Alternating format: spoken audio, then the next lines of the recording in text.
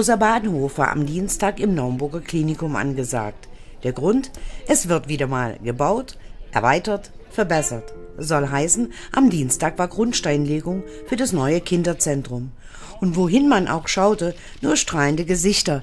Das sah man auch dem Geschäftsführer des Klinikums, Lars Frohn, an.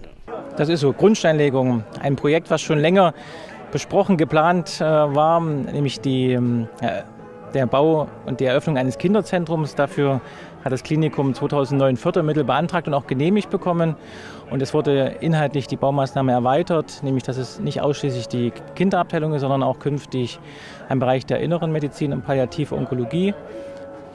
Und dass im Erdgeschoss auch der ambulante Bereich erweitert wird mit unserem eigenen medizinischen Versorgungszentrum.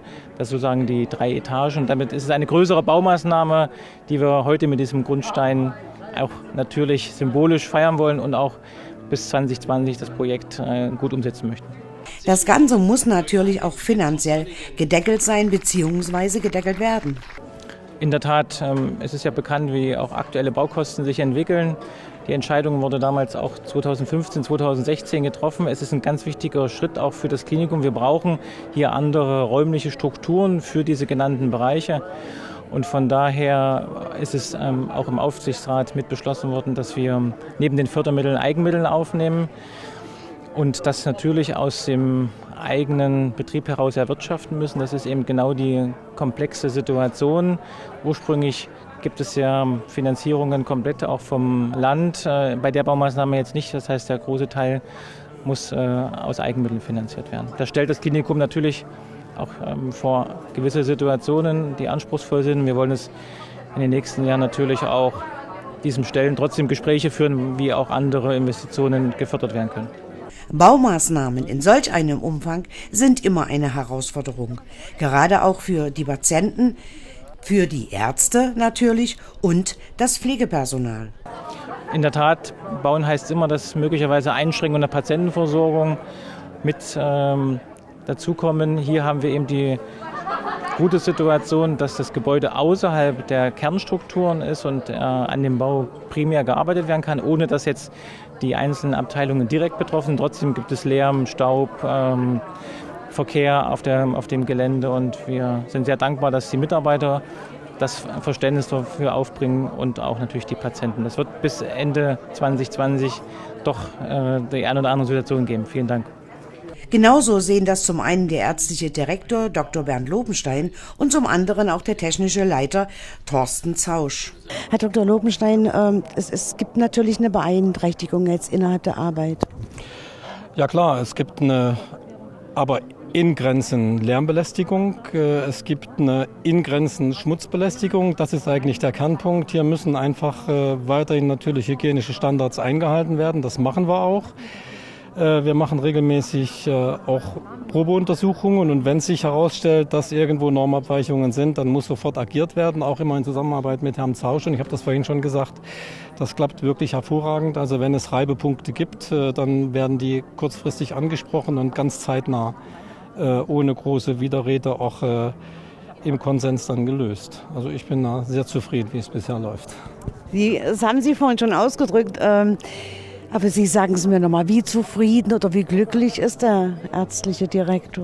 Ich habe das vorhin schon mal gesagt, ich bin sehr zufrieden, weil halt die Tendenzen so im Allgemeinen in der Gesundheitslandschaft eine ganz andere ist. Also über Sparmaßnahmen müssen Kliniken geschlossen werden, es werden Betten reduziert und seit ich hier in Naumburg bin, das ist schon seit Mitte der 90er Jahre, wird eigentlich nur gebaut. Es ist nie irgendwas zurückgebaut oder reduziert worden, es wurde immer angebaut, neu gebaut.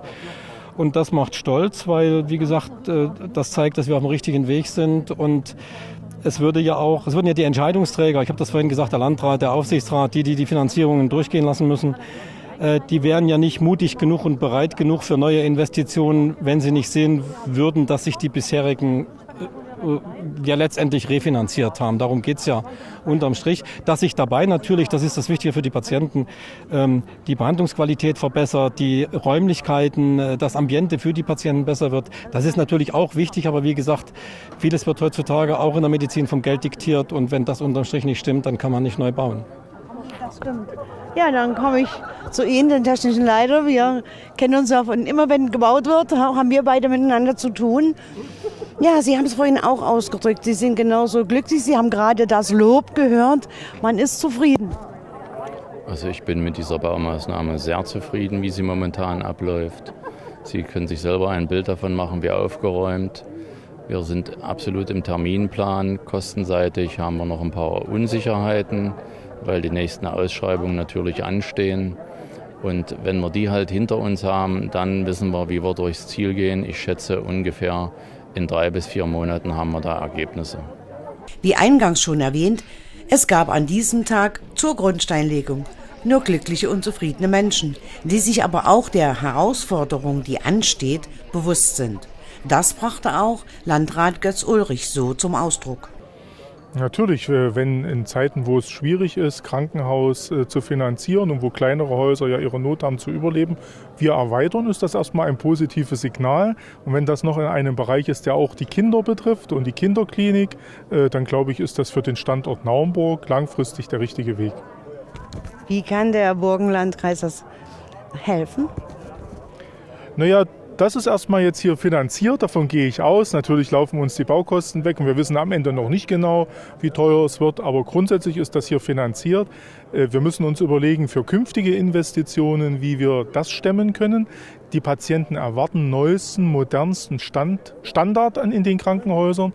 Und leider hat das Land Sachsen-Anhalt vor 4 Jahren die Investitionsförderung für Krankenhäuser eingestellt. Und deshalb müssen wir erstens mit dem Land darüber reden, dass das nicht geht. Und zweitens aber auch als Landkreis unseren eigenen Beitrag leisten. Und deshalb ist mein Ziel, dass wir ab dem kommenden Jahr jährlich 1 Million aus dem Kreishaushalt für Investitionen des Krankenhauses, nicht für den laufenden Betrieb, der muss von sich aus funktionieren, für Investitionen, für das Modernhalten des Hauses zur Verfügung stellen.